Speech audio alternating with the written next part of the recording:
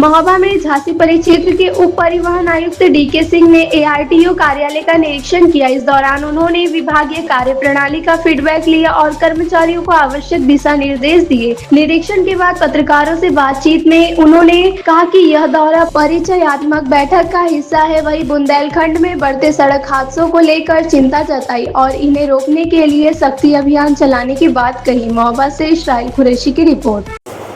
Sir, आज महोबा आगमन हुआ है, किस तरीके की ये बैठक है और क्या दिशा निर्देश दिए गए हैं? ये अभी फ़िलहाल तो मैं इसको परिचयात्मक बैठक ही कहूँगा, क्योंकि मैं उप परिवहन आयुक्त परिक्षेत्र के पद पर अभी झांसी में तैनात हुआ हूँ और जनपद महोबा हमारे परिक्षेत्र में आता है। 7 जिले हैं, उसमें से महोबा भी आता है। तो मेरे अधिकारियों के साथ एक अनौपचारिक वार्ता थी और कामकाज के बारे में थोड़ा सा एक समझ, क्या दिक्कतें हैं, क्षेत्र विशेष की क्या प्रॉब्लम्स हैं परिवहन को लेकर के, इस बारे में चर्चा हो रही थी और समीक्षा हो रही थी। यार, क्या आपने दिशा निर्देश दिए, किस तरीके इनको रोका जा सकता है? हाँ, ये बात आपने बिल्कुल सही कही है कि बुंदेलखंड परिक्षेत्र में सड़क सुरक्षा को लेकर के सबसे कम जागरूकता है और वो समस्या केवल अधिकारियों की नहीं है, वो यहाँ के लोगों की अपनी मानसिकता भी है। तो मेरा ये प्रयास रहेगा कि सड़क सुरक्षा के क्षेत्र में हम लोग अधिकतम काम करें और लक्ष्य हमारा ये है कि हम सड़क दुर्घटनाओं को न्यूनतम करें।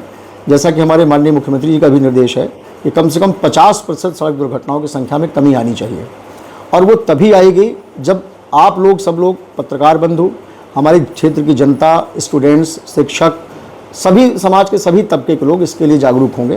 क्योंकि ये वास्तव में केवल सरकार का डंडा पटकने वाली चीज़ नहीं है, ये लोगों के जान बचाने की कवायद है और लोगों को भी अपनी जान की सुरक्षा होनी चाहिए। तो थोड़ा सहयोग हमको जनता का मिलेगा, आप सबका मिलेगा।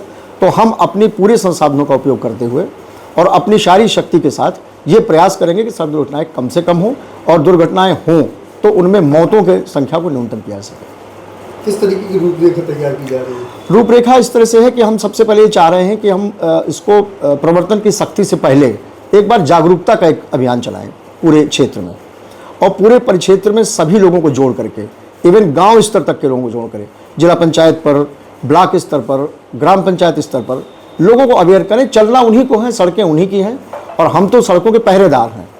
तो अगर कोई आदमी अपनी चीज़ को अपना समझ कर बरते, उसकी जान भी अपनी है, सड़क और उसकी गाड़ी भी अपनी ही है।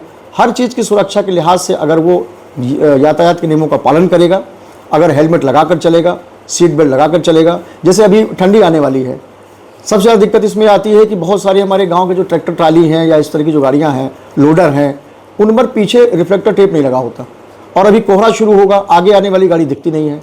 तो मेरा प्रयास ये होगा कि एक विशेष अभियान चला करके ऐसी पुरानी गाड़ियों में रिफ्लेक्टर टेप जरूर लगाए जाएं, उसकी व्यापक चेकिंग हो और यदि कोई नहीं लगा पाया जाता तो उस पर कार्रवाई भी हो। तो यानी हम जागरूकता भी पैदा करेंगे, लोगों को समझाएंगे, उनकी काउंसलिंग करेंगे और सबसे लास्ट में हमारे पास विकल्प होगा कि हम सख्ती करेंगे और दंडित भी करेंगे।